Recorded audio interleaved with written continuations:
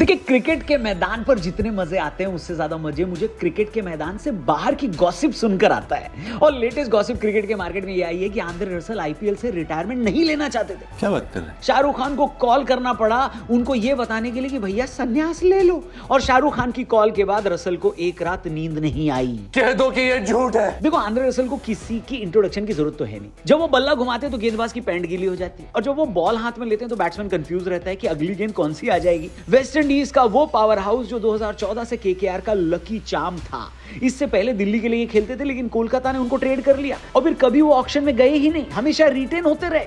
लेकिन इस सीजन कोलकाता ने उनको रिलीज कर दिया और ये इस साल की रिलीज की सबसे बड़ी खबर बनी। लेकिन अब कोलकाता के सीईओ वेंकी मैसूर ने रसल के जाने पर से पर्दा उठाया है और बेहद इंटरेस्टिंग कहानी सुनाई है। वेंकी जी ने बताया कि रसल की फीस 12 करोड़ थी, लेकिन नियम के हिसाब से कोलकाता के पर्स से 18 करोड़ रुपए खर्च होते और अगर उनको रिटेन किया जाता तो कोलकाता को 12 नहीं 18 करोड़ देने पड़ते, और इसीलिए ये मुश्किल फैसला लिया गया। केकेआर वालों ने हिसाब लगाया और बोले, भाई सॉरी, बजट नहीं है, तू चला जा। मतलब जिस बंदे ने 2018-19 में अकेले दम पर मैच जिताए वो अब बाहर है। बजट न होने की वजह से कॉस्ट कटिंग कॉर्पोरेट्स में तो हो ही रही थी, अब आईपीएल में भी होने लगी। बताइए, ये तो लेटेस्ट न्यूज़ है। लेकिन ये फैसला सिर्फ एक बजट वाला फैसला नहीं था, बल्कि इमोशनल फैसला भी था। अब इमोशनल पार्ट सुनो। केकेआर के सीईओ वेंकी मैसूर ने बताया कि जब रसल को खबर दी तो भाई पूरी रात सो नहीं पाया। वो बोले 2014 से मैंने कभी ऑक्शन नहीं देखा, पर्पल एंड गोल्ड मेरी फैमिली है, नाइट राइडर्स मेरी जान है। मतलब ऐसी ऐसी बातें बोली कि दिल पिघल गया सुन के। मुझे तो सोच के अजीब लग रहा है कि 37 साल का T20 का सबसे बड़ा ऑलराउंडर करवटें बदल रहा था रात भर कि अब क्या होगा। ये बात जब वेंकी मैसूर ने शाहरुख खान को बताई तो शाहरुख खान ने खुद कॉल किया रसल को और बोले, भाई सुन, रिटायरमेंट ले ले आईपीएल से। हालांकि शाहरुख खान के हेटर्स का कहना है कि सर आप भी तो रिटायरमेंट पे ध्यान दो, लेकिन शाहरुख खान तो एक अवार्ड सेरेमनी में कह चुके हैं कि मुझ में और धोनी में ये कॉमन है कि हम दोनों रिटायरमेंट नहीं ले रहे। एसआरके उनको बोले कि प्लेयर्स को हमेशा डर लगता है कि करियर खत्म होने के बाद क्या होगा। अभी तू फिट है, दूसरे लीग्स में खेल रहा है, लेकिन आईपीएल से ग्रेसफुली एग्जिट ले ले। ऑक्शन में बैठ के 2 करोड़ पे कोई खरीद के ले गया तो ये आपकी खुद की रेपुटेशन के साथ नाइंसाफी होगी। रसल ने ये सुना और बोला, हाँ सर आप सही कह रहे हो।